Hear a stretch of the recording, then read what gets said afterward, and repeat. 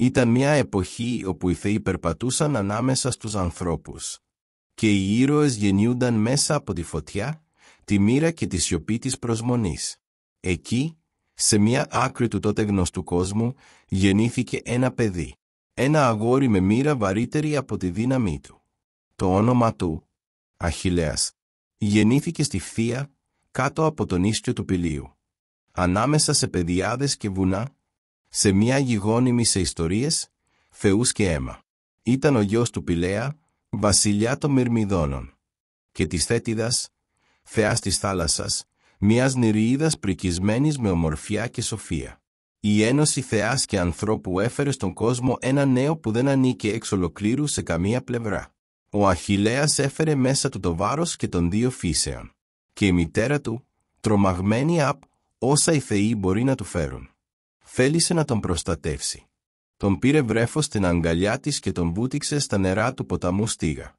Εκεί, λένε, το σώμα του έγινε άτρωτο. Μόνο η φτέρνα του έμεινε ευάλωτη, το σημείο απ' όπου τον κρατούσε. Η θρυλική φτέρνα του Αχιλλέα.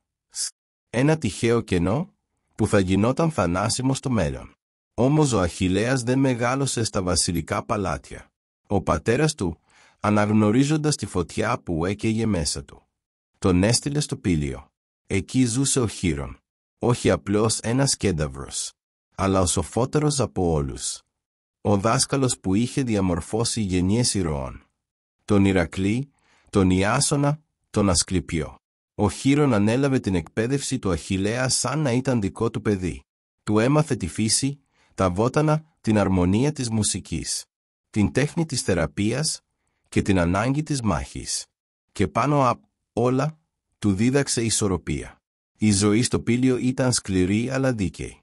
Ο Αχιλλέας έτρεχε ανάμεσα στα δέντρα, κυνηγούσε, σκαρφάλωνε, μάθαινε. Όχι μόνο να πολεμά, αλλά και να σκέφτεται. Και αυτή η πνευματική παιδεία ήταν που τον ξεχώριζε. Όταν επέστρεψε στη Φθία, δεν ήταν πια αγόρι. Ήταν ένας νεαρός άντρας με βλέμμα που κοίταζε βαθύτερα, που δεν ήθελε απλώς να νικήσει, αλλά να σταθεί αντάξιος του πεπρωμένου του. Οι Μυρμιδόνες τον αποδέχτηκαν αμέσως. Και στο πλευρό του στάθηκε ο Πάτροκλος, ένας εξόριστος πρίγκιπας, που βρήκε στο βλέμμα του Αχιλλέα κατανόηση. Έγιναν αχώριστοι. Η φιλία τους δεν ήταν μόνο εμπιστοσύνη. Ήταν ένα είδος αγάπης, δεσίματος ψυχής, αμοιβαίου σεβασμού. Οι δύο νέοι εκπαιδεύτηκαν μαζί, πολέμησαν δίπλα-δίπλα.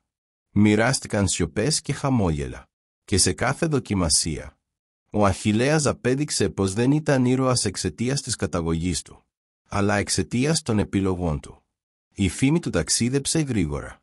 Στο πέρασμά του, άνθρωποι μιλούσαν για τη δύναμή του, για την ταχύτητα των ποδιών του, για την ακρίβεια των κινήσεών του. Μα εκείνος δεν κυνηγούσε ούτε επένους, ούτε τίτλους. Ήθελε να ξέρει πως στάθηκε άξιος του εαυτού του. Ότι δεν νίκησε γιατί έπρεπε, αλλά γιατί ήταν σωστό. Και τότε ήρθε η στιγμή. Ο Πάριζα πήγαγε την Ελένη. Η Ελλάδα αναστατώθηκε. Ο Αγαμέμνονας, βασιλιάς των Μικηνών, κάλεσε όλα τα βασίλεια. Ήθελε να χτυπήσει την Τρία και να αποκαταστήσει την τιμή του αδελφού του, Μενέλαου. Οι μάντες μίλησαν. Η Τρία δεν θα πέσει αν δεν πάει μαζί τους ο Αχιλλέας. Όλοι στράφηκαν στη Φθία. Και τότε, η Θέτιδα προχώρησε προς τον γιο της και του είπε την αλήθεια. «Έχεις δύο μονοπάτια μπροστά σου», του είπε. «Το ένα θα σου χαρίσει ειρήνη, παιδιά, οικογένεια, γαλήνη. Κανείς δεν θα σου θυμώσει, κανείς δεν θα σε τιμήσει ιδιαίτερα. Μα θα ζήσεις. Το άλλο είναι γεμάτο αίμα, φλόγα και φήμη. Θα πεθάνεις νέος, αλλά το όνομά σου θα αντέξει αιώνες ολόκληρους». Ο Αχιλλέας άκουσε, σώπασε και ύστερα απάντησε. Χωρίς λέξεις, με απόφαση, διάλεξε το μονοπάτι της φωτιάς. Όχι γιατί ήθελε να πεθάνει, αλλά γιατί ήξερε πως το μεγαλείο κρύβεται στην επιλογή, όχι στην αποφυγή. Έτσι ξεκίνησε το ταξίδι, η ιστορία, ο μύθος, από ένα παιδί σε θρύλο.